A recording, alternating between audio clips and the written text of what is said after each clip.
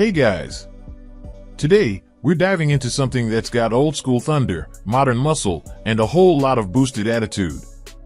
That's right, Goliath, Daddy Dave's former No Prep Kings and street race legend, has just been resurrected with a roots blower setup, and let me tell you, this might be one of the coolest revivals in recent memory. But first, let's go back a bit. If you know Daddy Dave, you know Goliath 2.0 isn't just a car. It's a piece of street outlaws history. This was the machine that carved its way into the streets of Oklahoma and later onto the national stage with No Prep Kings, running heads up against the fastest in the country. Over the years, this car has gone through more transformations than a Hollywood action star, nitrous, ProCharger, twin turbos, Hemi swaps, you name it. Now, here's where it gets spicy. After Dave sold Goliath in 2024, many fans wondered what would become of this legendary ride. Would it fade into obscurity? Would it sit in a garage collecting dust? Nope. The new owner decided to crank things up in a completely unexpected way by ripping out the ProCharger and slapping in a Mike Janis roots blower. And if you're a blower fan like me, you know that means one thing: instant torque and old school roar. So why the change? Let's break it down. While the ProCharger setup was undeniably fast, running 370s at 2,800 pounds, which is no joke, it also had its weaknesses. Case in point, during a test hit, the ProCharger setup literally grenaded itself. Blew up. Shrapnel and all. It was caught on video, and Dave even posted it on his YouTube channel. That kind of failure can shake your confidence, and maybe that was the moment the new owner said, let's go a different route. Into the roots blower. Now, is it as efficient as a ProCharger? Not quite. Roots blowers heat up the intake charge more, they consume more horsepower to drive, and they aren't as power dense as modern centrifugal or screw setups. But they've got something else: attitude. That raw, mechanical whine that hits you right in the chest.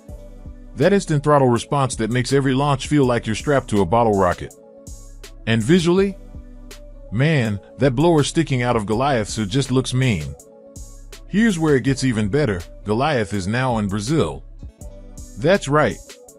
The car has officially made its international debut, and the Fuel Tech crew, including racing star Luis Leon, is taking it to the next level. Brazil's drag racing scene is no joke.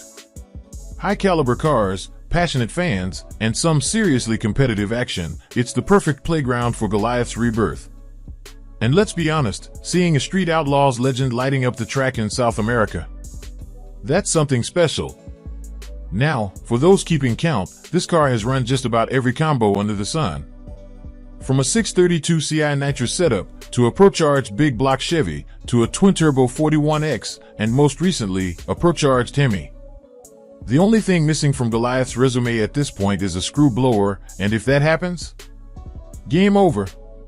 That car will have worn nearly every power adder known to drag racing. But whether it's running ProCharger, twin turbos, or this gnarly roots blower, one thing remains true: Goliath is a beast, and it refuses to be forgotten.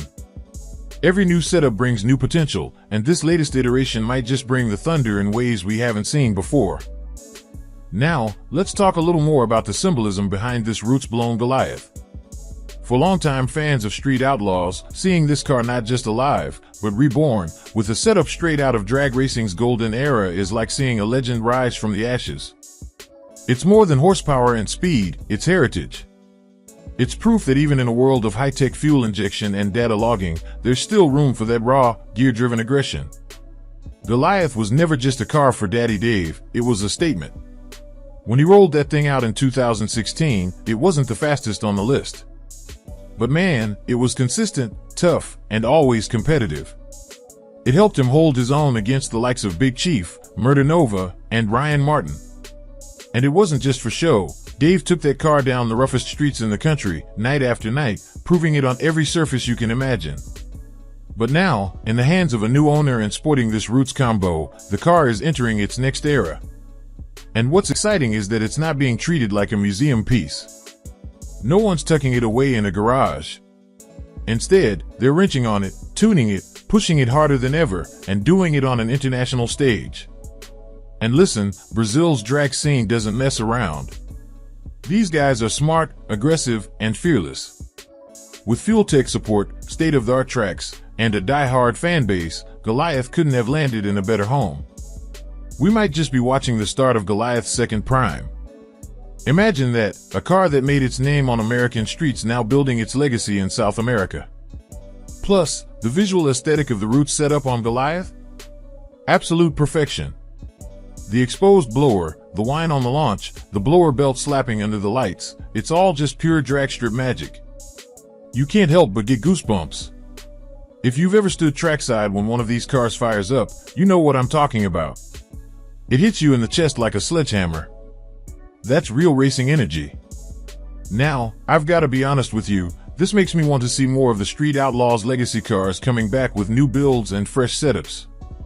Could you imagine Murder Nova's OG car with a screw blower? Or Big Chief's Crow with a modern ProCharger and carbon fiber update? We're in an era now where anything's possible, and Goliath is proving that. The only thing I'd love to know more about is whether the Roots combo is permanent or just a stepping stone. Are they experimenting with different tunes before moving to a screw blower?